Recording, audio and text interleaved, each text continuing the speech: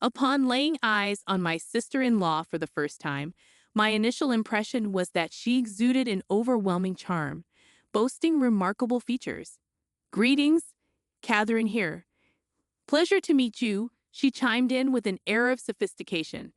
Despite my initial desire to form a connection with her, that sentiment rapidly dissipated in the ensuing moment. "Who's this elderly lady? Is she my brother's wife's mom?" The ambience took a turn for the tense when my sister-in-law not only cut short my salutations, but also dubbed me an old lady. From that day forward, my days took a turn for the nightmarish. "My name is Catherine Johnson, a mundane 30-year-old housewife. 4 years ago, I was a career-oriented woman, immersed in my professional endeavors. No need to brag. But my popularity at the office was undeniable. I garnered accomplishments, admiration from subordinates, superiors, and clients alike. My husband, Bob, was among those who admired me. Our friendship blossomed from business meetings, sparked at a party hosted by Bob's company. He wanted to verify the rumors about me firsthand and decided to join a business meeting. Initially skeptical, he fell for my robust core and way of life. He believed I was the one for him. When I learned about Bob's determination to win my affection, I found it endearing, like something out of a high school romance. Little did I confess, I have a secret crush on him too. Bob's striking features and popularity among women made him my type. After numerous dates, we married, and our married life was an idyllic journey. Each morning, as I prepared breakfast, Bob would wake with a gentle smile, uttering a warm good morning and enveloping me in a hug. It became a cherished daily ritual.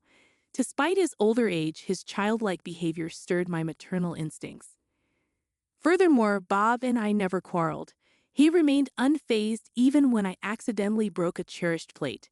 His concern was more for me than the broken piece. His kindness never ceases to amaze me. Both of us yearned for a child, prompting me to leave my job to focus on starting a family. A child born of Bob and me was destined to be adorable. I found myself immersed in constant contemplation of names, especially if we were blessed with a girl. Time swiftly passed, and this year marked our third anniversary. Although we hadn't been blessed with a child, our happiness remained intact, save for one aspect: Bob's family home.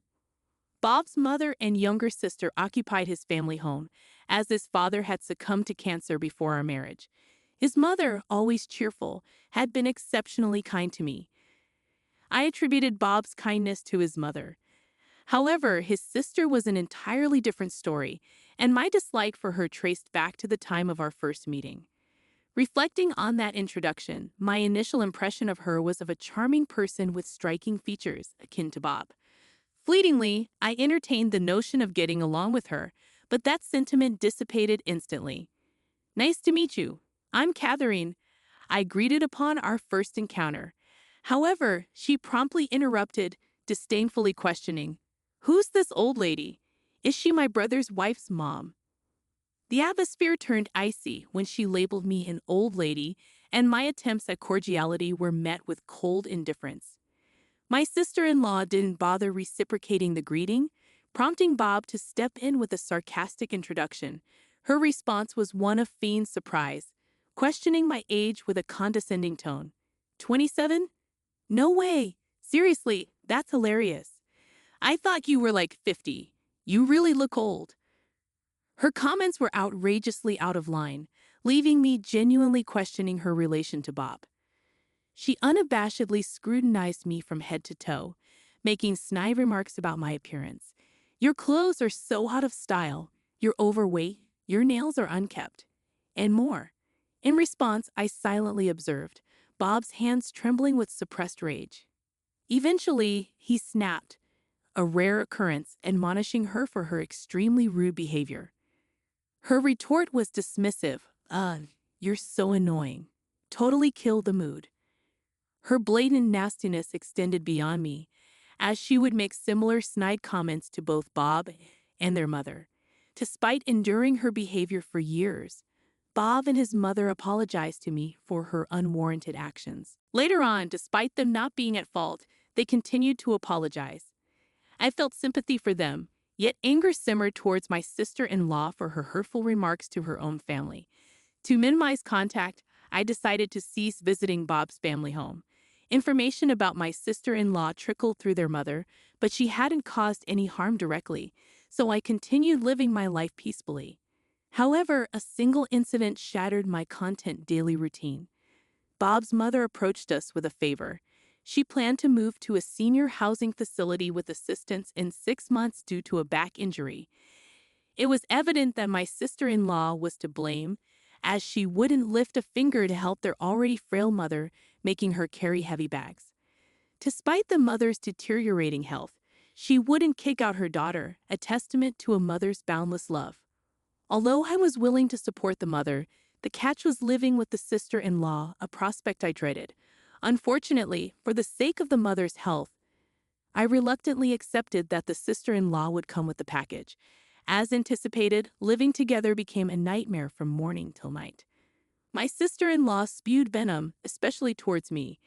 Criticizing my cooking, she'd declare, "This tastes so bad. How can you even make such trash? You're weirdly talented." Even when folding her clothes, she'd find fault and demand proper ironing. Her attitude resembled that of a rebellious teenager. During room cleaning, her sharp comments persisted.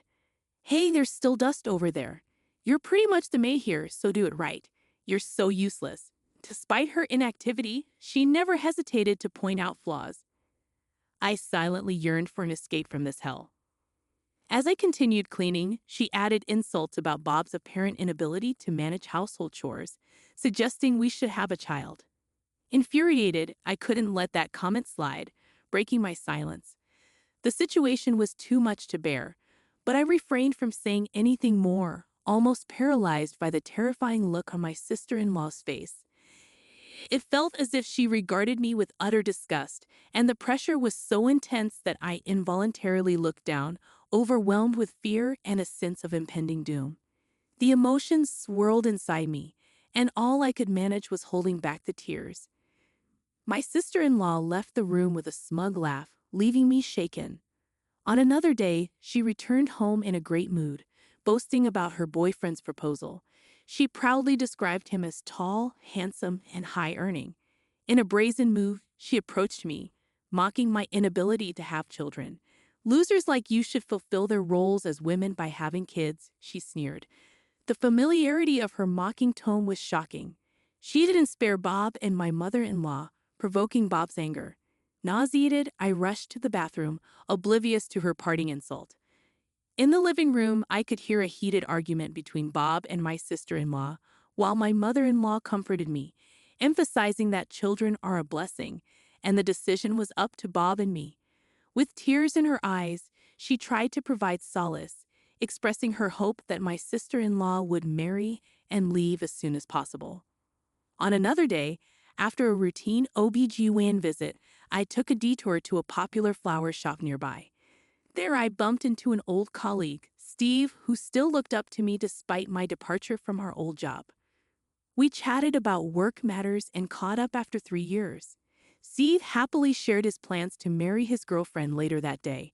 Intrigued about his presence at the flower shop, I soon discovered the reason. Steve handed me a bouquet of baby's breath, explaining that its meaning was gratitude and happiness. He expressed his gratitude for our past interactions and hoped I'd continue to be there for him. Touched by his warmth, I hurried home, eager to share this uplifting encounter with my husband. Upon reaching home, I found my sister-in-law absent. Seizing the moment, I placed the baby's breath in a vase and, with my mother-in-law, prepared dinner, grateful for the unexpected joy brought by a simple bouquet. The peaceful and joyful atmosphere prevailed with my sister-in-law gone, allowing my mother-in-law and me some quality time watching her favorite TV show. That night, I shared the day's events with my husband, and we went to bed with smiles on our faces. However, the next morning, my sister-in-law returned home with a bouquet of roses, which she casually threw at me, instructing me to put them in a vase before retiring to her room. As I tried to put the bouquet in a vase, I realized most flowers were broken or torn, likely mishandled by my sister-in-law. She later approached, declaring her plans to bring her boyfriend over on Saturday and instructing me to dress decently. Her condescending remarks irked me, but the thought of her imminent departure provided some relief. On the scheduled day, Bob and I were out shopping as per my sister-in-law's request. When we returned, the living room buzzed with activity. Upon greeting them, my sister-in-law glared at me, and accidental eye contact with her fiancé resulted in her disapproval. She snapped at me, asking to refresh the tea. As I served tea, she continued her taunts, deliberately spilling the freshly poured beverage on the floor. Bob and I quickly cleaned up, but the atmosphere remained tense. Even her fiancé tried to defend me, but my sister-in-law dismissed him, claiming I was just the maid. The tension escalated, and her fiancé uttered the unexpected, "Let's break up." It turned out he was Steve, my old colleague, and the roses she brought home were the ones he had gifted me just days ago. Steve exposed my sister-in-law's lies, revealing his respect for me and apologizing for the baby's breath flower comment. The room fell into disappointment, with my husband glaring at my sister-in-law. In her panic, she desperately sought support from me, pulling on my collar. I firmly shook off her hand, refusing to tolerate her snide remarks any longer. After enduring my sister-in-law's relentless bullying, I finally let my emotions loose. I firmly told her not to come to me for help after all she had done. In a surprising turn, I revealed that it wasn't me who had fertility issues but Bob. He had overcome male infertility, and I was carrying our baby. Enraged at my sister-in-law's comments, Bob demanded an immediate apology and poured tea over her head. For the first time, my sister-in-law was startled and fell on her butt as Bob recounted the truth. Seeking support, she clung to my mother-in-law, but even she had reached her limit. My mother-in-law abandoned her daughter, declaring her the worst and ungrateful. As my sister-in-law ran to her room crying, Steve said he would contact us later and left the house. My mother-in-law hugged me, acknowledging the challenges I had endured, and cried with joy upon learning about my pregnancy.